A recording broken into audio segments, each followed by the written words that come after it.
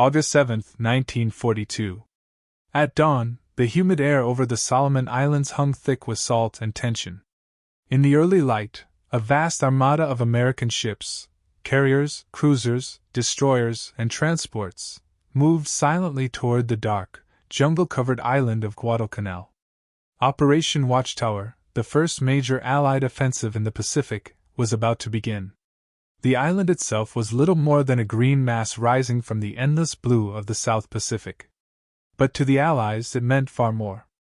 The Japanese had begun constructing an airfield there, a strip of cleared coral that, once completed, could threaten vital sea routes between the United States and Australia.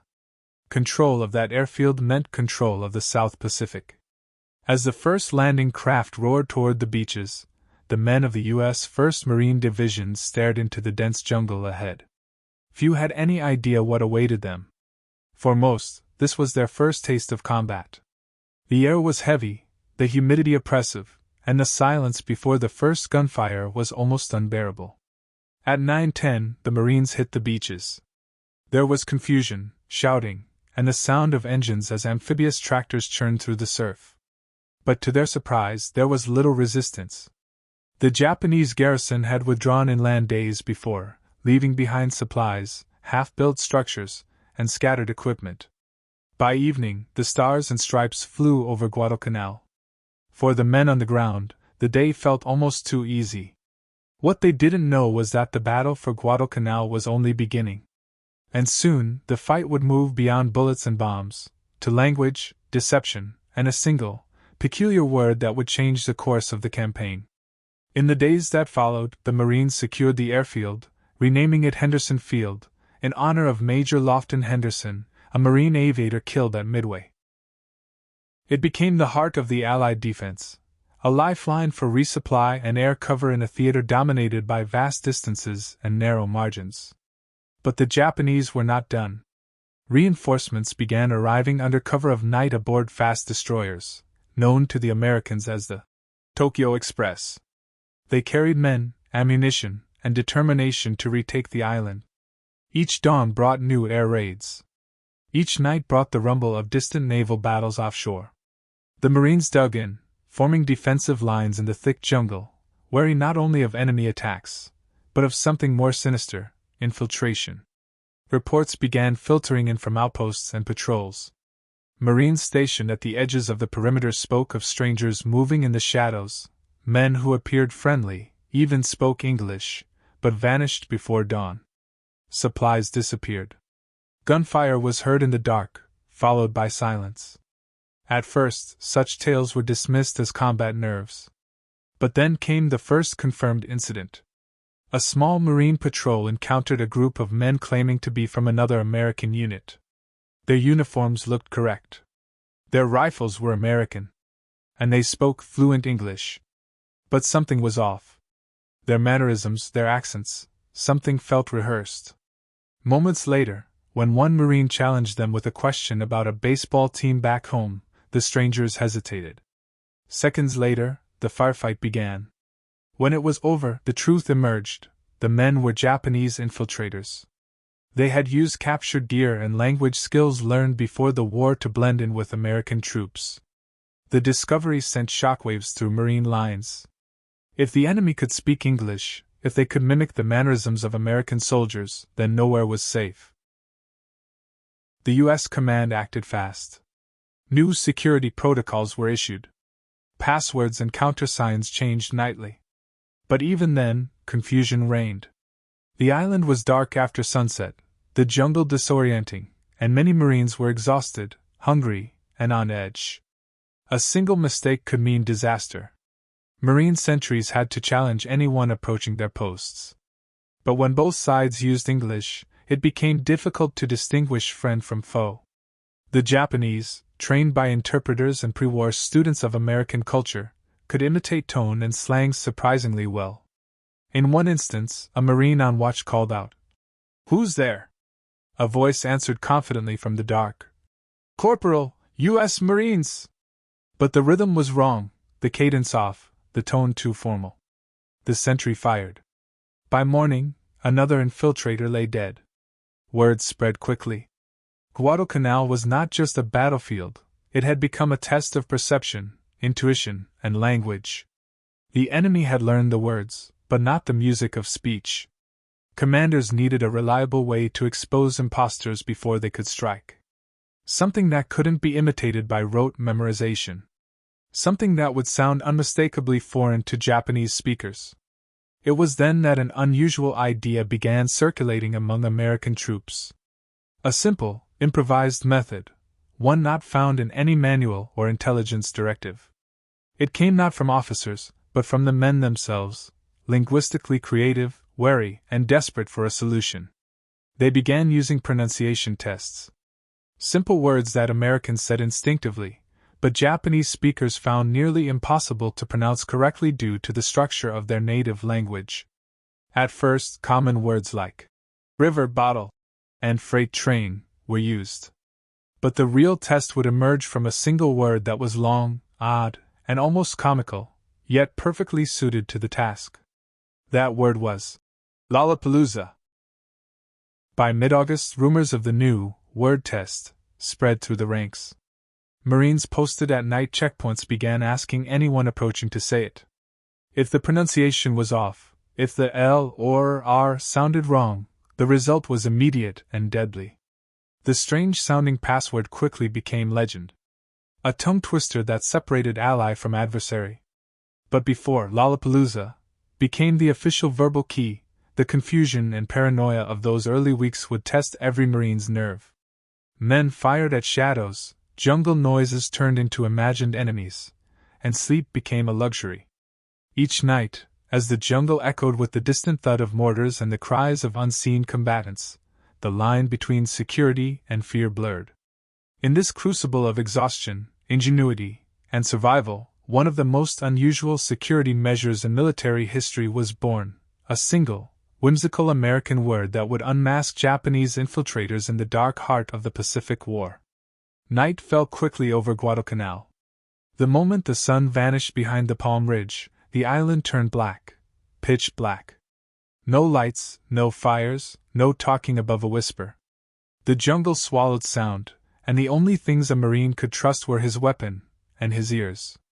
By late August 1942, infiltration had become one of the greatest fears among U.S. forces. Japanese scouts had slipped through lines, attacking from within, stealing rations, and even sabotaging radio equipment. Men at the front could no longer tell whether the figure approaching in the dark was friend or foe. The problem was simple: both sides spoke English. The solution, however, would be born out of pure, desperate genius. Among the Marines stationed near Henderson Field, combat correspondent James Hurlbut began documenting stories of how troops were countering this invisible enemy. One of the strangest tales he recorded was that American sentries had started using words with the English L sound as part of their challenge and password system. Why L? Because native Japanese speakers struggled to pronounce it. In Japanese phonetics, the L and R sounds merge into a single consonant, somewhere between the two. To Japanese ears, L and R were nearly indistinguishable. For American Marines, that phonetic gap became a weapon. In the words of one Marine corporal quoted by Hurlbut, "If the guy couldn't say it right, we didn't ask questions. We just fired." The practice spread rapidly through the island's defensive lines. Each night, a new password was chosen, often something familiar to Americans but linguistically treacherous to Japanese speakers. Then came the most famous of them all: Lollapalooza. A bizarre, tongue-twisting slang word meaning something extraordinary. It had been floating in American vernacular since the early 20th century. But on Guadalcanal, it took on an entirely new purpose, as a test of life and death. If a man approaching your post could say Lollapalooza cleanly, he lived. If not, he was shot. The first night it was used, a squad stationed near the Mechanical River reported a small group approaching their line after midnight. They wore American gear and called out, "Don't shoot! We're Marines!" The sentry answered, "Password?" A pause. Then, uncertainly, "Lollapalooza." It was the last word the infiltrators ever spoke. In the dark jungle silence, The gunfire that followed was short and final. When daylight came, the bodies were found, Japanese soldiers in stolen American uniforms. Word of the Lollapalooza test spread across the island like wildfire. It was crude, brutal, but effective. For linguists and historians, that single exchange became one of the most remarkable examples of language used as a tactical weapon in modern warfare. It wasn't based on theory or scientific study. It was field innovation, born of observation, fear, and survival instinct. And it worked. By September, reports noted a sharp drop in successful infiltrations. The Japanese, realizing their accent betrayed them, began avoiding verbal contact altogether. For American troops, that silence was proof enough of success. But while the test seemed ingenious, it also raised questions. What if an American failed the challenge due to exhaustion or a speech impediment? What if a Japanese infiltrator had been educated abroad, fluent in English? In war, there were no perfect solutions. Yet on Guadalcanal, where every inch of ground was contested, and every shadow could hide an enemy, Lollapalooza became one of the simplest and most reliable lines of defense. Behind the front lines, the campaign raged on. Henderson Field endured daily bombing raids. Supplies ran dangerously low. Marines fought hunger, disease, and exhaustion as Japanese forces launched counterattacks from the jungle. Still, the word persisted, passed from one unit to another, whispered through foxholes, scribbled in field notes. Say Lollapalooza! It wasn't just a test anymore. It was a symbol of survival, of wit, of how Americans turned even language itself into a weapon. As weeks turned into months, Guadalcanal became a turning point in the Pacific War. The Japanese, stretched thin by supply shortages and relentless air attacks, began to falter. By February 1943, their last troops were evacuated. When the campaign finally ended, the Marines who had held Henderson Field could look back knowing they'd endured one of the harshest tests of the war. They had faced hunger, malaria, and endless nights of fear. But they had also pioneered a new kind of intelligence, the battlefield use of phonetics. The Lollapalooza test, however small it seemed, symbolized a larger truth of Guadalcanal. Victory often depended not on grand strategy, but on human ingenuity. A word, nothing more than a sound, had helped save lives and expose enemies. When the guns finally fell silent over Guadalcanal in February 1943, the island lay shattered, a jungle of rusting wrecks, graves, and silence. But amid the chaos of the Pacific War, the lessons learned there would ripple far beyond the Solomon Islands. The campaign had been brutal. 6 months of unrelenting combat, disease, starvation, and fear. More than 7,000 Allied troops and nearly 20,000 Japanese soldiers had died for a patch of land few Americans had even heard of before the war. Yet from this crucible of hardship came not just victory, but innovation. Among those innovations was the curious tale of the Lollapalooza test. It was never formal doctrine. No manual recorded it. No command order required it. But the story survived through the words of combat correspondent James Hurlbut, who, in his 1942 reports, documented how Marines had used L-sound passwords to detect enemy infiltrators. Historians examining the Guadalcanal campaign would later verify Hurlbut's account through cross-references in U.S. In the decades that followed, linguists and cognitive scientists became fascinated by the event. How could a single sound, a single letter, reveal so much? The answer lay in phonology, the science of human speech sounds. Research after the war showed that every language uses its own unique set of sound categories. In Japanese, the distinction between L and R simply doesn't exist. Instead, there's a single sound, R, a soft flap of the tongue that lies between the two English letters. For native Japanese speakers, the English, L, sound doesn't register naturally in the brain. It's not just unfamiliar, it's neurologically invisible. So when Marines used Lollapalooza, they weren't relying on guesswork. They were, unknowingly, applying a scientific principle of language identification, years before linguistics could explain why it worked. By the 1950s and 60s, as cognitive science blossomed, researchers like Patricia Cole would demonstrate that human infants can distinguish sounds from any language, but that ability fades during the first year of life as the brain locks in the phonetic system of its native tongue. That neurological commitment, once set, is nearly impossible to reverse completely. It's why adults retain accents, and why Japanese infiltrators, despite their fluency, could not pronounce Lollapalooza without revealing their origins. The Marines on Guadalcanal had no laboratory, no charts, no scientific training. They simply listened, observed, and adapted. In later conflicts, the principle resurfaced in more advanced forms. During the Vietnam War, American forces used similar language-based checks to verify identities, though adapted to local dialects. In modern warfare, voice recognition systems, stress analysis, and accent profiling owe part of their lineage to these early improvisations of World War II. But the story of Lollapalooza is not just about tactics or linguistics. It's about humanity. Among the men who used the test were Japanese-American Marines and soldiers, Nisei linguists who served with honor in the Pacific, even as their families were held in internment camps back home. For them, pronunciation tests were a double-edged symbol, proof that language, not race, defined identity. They passed every test not because of ancestry, but because they had grown up American, thinking, dreaming, and speaking in English. Their service added a poignant irony to the Lollapalooza story. The same linguistic distinctions that revealed infiltrators also highlighted the loyalty of Japanese Americans who fought for a nation that had doubted them.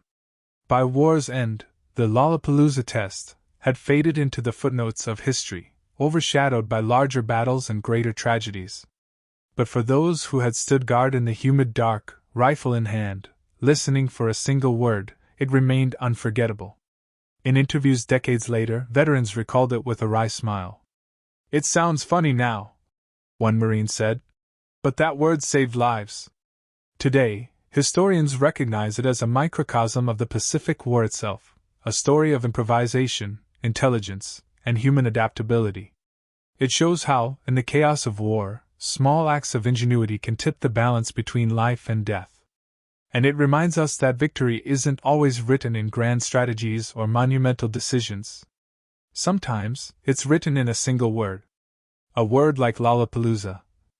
An odd, American invention that became a password, a safeguard, and a testament to the power of language amid the fire and fury of World War II. In the end, the Lollapalooza test was never an official military strategy. It wasn't written in any manual, nor approved by high command. It was born out of necessity, an improvised solution created by tired, alert, and resourceful Marines fighting to survive on a hostile island. With nothing more than instinct and observation, they turned language itself into a weapon. That single, odd American word, Lollapalooza, became a symbol of human adaptability, of how intellect and improvisation could triumph even in the chaos of war. It reminds us that victory in the Pacific wasn't achieved by strategy alone, but by countless small acts of courage, ingenuity, and quick thinking from ordinary men facing extraordinary circumstances. And while Guadalcanal is remembered for its fierce battles and heavy losses, it also gave the world one of the most remarkable stories of World War II. When a word became a test, a password became protection, and language itself became the line between life and death. This is the story of Lollapalooza.